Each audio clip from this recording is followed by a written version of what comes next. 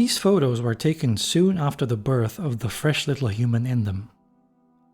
His name is Emilio, he weighs healthy 3.4 kilograms, and will grow up into a CrossFit-loving computer scientist with a Polynesian tribal tattoo. No, he's not from Polynesia. Besides making his mom, dad, and older siblings really happy, his popping out on January 7th, 1978 also managed to please one South American dictator and rather displease another one. Oh, and he happens to be the first ever human to be born on the icy continent of Antarctica. And he wasn't going to be the last one. But we are jumping a bit ahead. Let's start from the beginning. So, when a really cold mommy and a really cold daddy love each other very much... Actually, let's talk geopolitics and history. First actual sightings of the Antarctic mainland happened in 1820, thanks to seal hunters that were looking for a rich source of cute squeaky animals to kill and skin. The seal fur trade and whaling remained one of the main drivers of Antarctic exploration for decades after that, with some imperialism and a dash of scientific curiosity thrown in.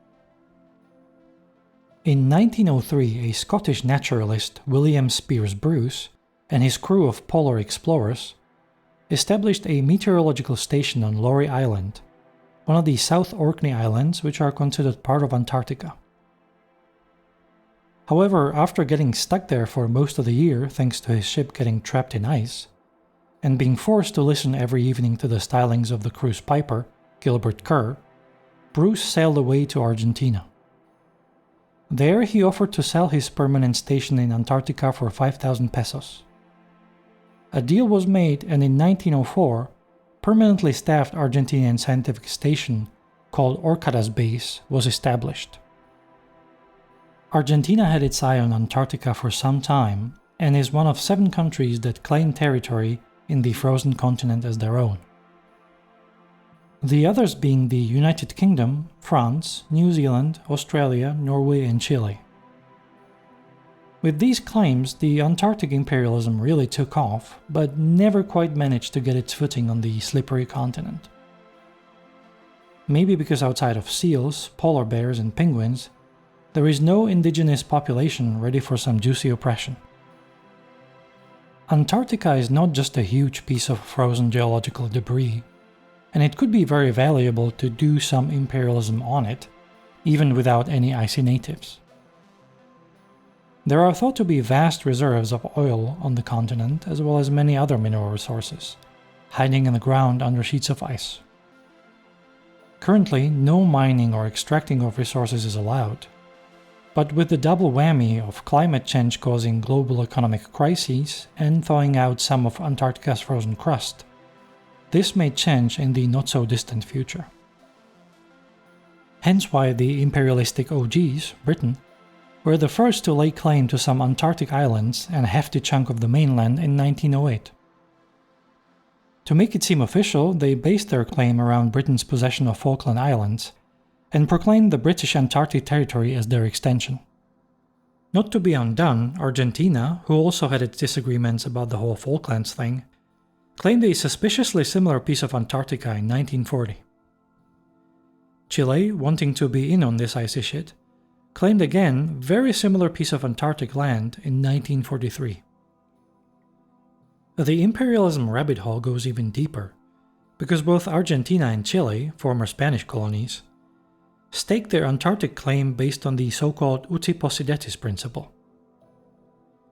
This principle states that post-colonial countries inherit the territorial boundaries of their former colonial rulers. And because technically Antarctica was in the Spanish sphere of influence in 1493, both Argentina and Chile thought that they should own a piece.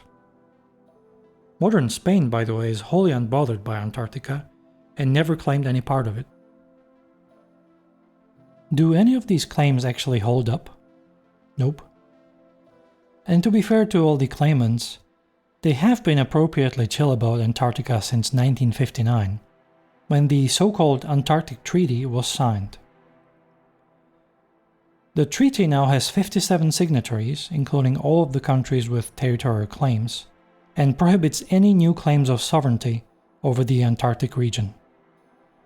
With the signing, Antarctica was established as a place of science, exploration, and peace. However, the claims existing before the signing of the treaty are not moot, just kind of frozen in an internationally agreed-on limbo. So how do we get to the fucking? Well, the actual making of Antarctic babies mostly took place outside of the frigid continent. But yes, now is the time to talk about them little frosty rascals. Oh, but you thought we were just gonna be talking about cute babies in tiny little parkas and shit. Boom. 2 horrible dictatorships coming right at ya.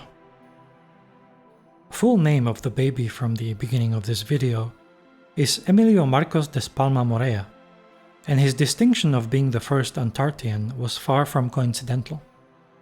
Emilio's mom, Silvia, was airlifted into Esperanza Base, the largest Argentinian Antarctic settlement, whilst heavily pregnant and with the sole purpose of giving birth on the icy continent. The risky and foolhardy operation was the brainchild of Jorge Rafael Videla, the leader of the military junta which took over Argentina in 1976. The junta was known for its brutality in dealing with any real or perceived political opponents. Thousands upon thousands of people were arrested, tortured, and often disappeared, which usually took the form of heavily drugging them and dropping them from a helicopter into the Atlantic Ocean. Somewhere between 1,500 to 4,000 people died this way, and many more suffered in other horrible ways under Videla's military regime. Using children as pawns for his political means was somewhat of a Videla special, given not only the story of Antarctic babies, but also the fact that he ordered babies of pregnant detainees to be stolen and illegally adopted by loyal members of the regime. So why did Videla want to send a prego lady about to pop to Antarctica so bad? Because another junta leader, Chilean Augusto Pinochet, just visited the continent few months before little Emilio's birth. Pinochet's fascist government was doing a lot of nationalistic grandstanding, which included bragging about their Antarctic claims. Both Chile and Argentina wanted to strengthen, if not actual political ownership, then at least symbolic ownership of their respective, and remember, partially overlapping, Antarctic territories. Wombs of several women became the battleground for this petty, stupid, and essentially useless fight. To give Pinochet his horrible dictator dues, I must mention that his regime did as much horrifying stuff to its citizens as Videla in Argentina.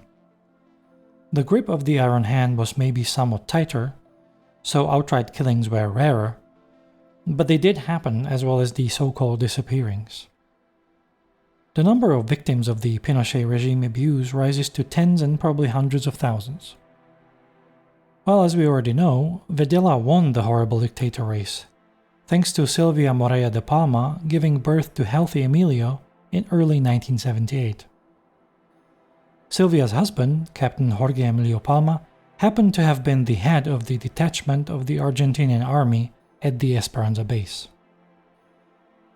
Upon Emilio being born, he was immediately proclaimed an Argentinian citizen, and thus in the eyes of Videla and his government, Antarctica was now basically part of the country. Except of course it wasn't, but that didn't stop Argentine Antarctica being obligatory to include on maps of the country and in weather forecasts. Chile then quickly followed suit in literally every way, including the baby making. Pinochet made several recently married couples move to Antarctica and told them to procreate. The result were 3 Chilean babies, including Juan Pablo Camacho Martino, who was the first human to be conceived, born, and subsequently raised, at least for a little while, on the frozen continent. But by the time Juan was born, in November 1984, the baby race was somewhat slowing down and would soon come to a complete halt.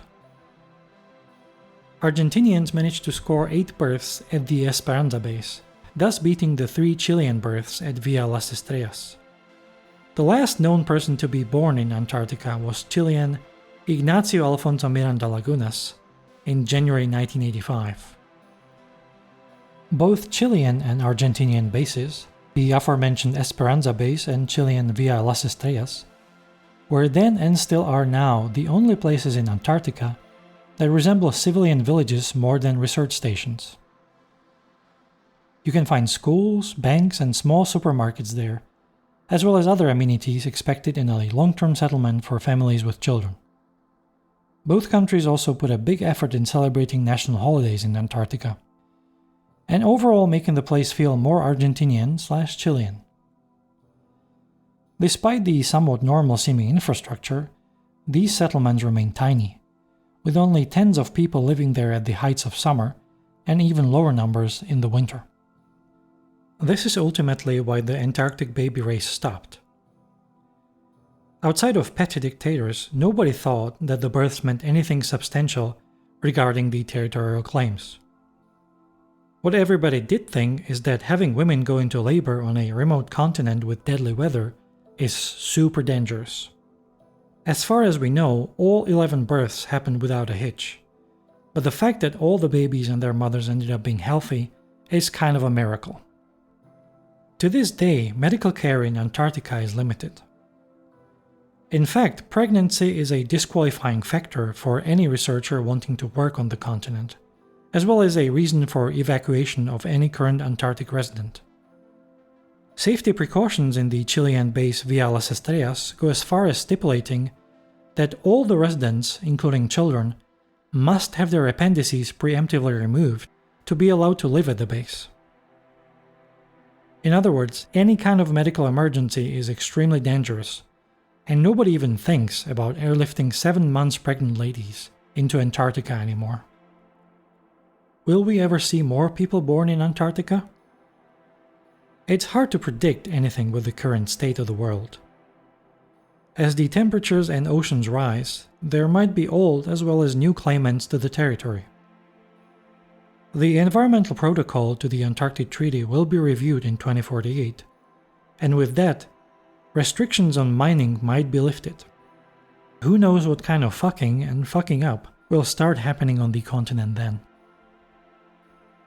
Thank you for watching my 9th YouTube video. This one is quite late because my life has been more than chaotic in the past month. My plan is to make at least 3 more by the end of the year, and hopefully that will be the case. I hope you liked this one, and if you did, maybe subscribe for more and give it a like. No pressure. You can also let me know how far away from Antarctica you were born to see who gets closest to Emilio. Also, if you did not like the video, then I challenge you to a battle of icy puns. Chill though, I want things to remain mostly cool between us. Tape out.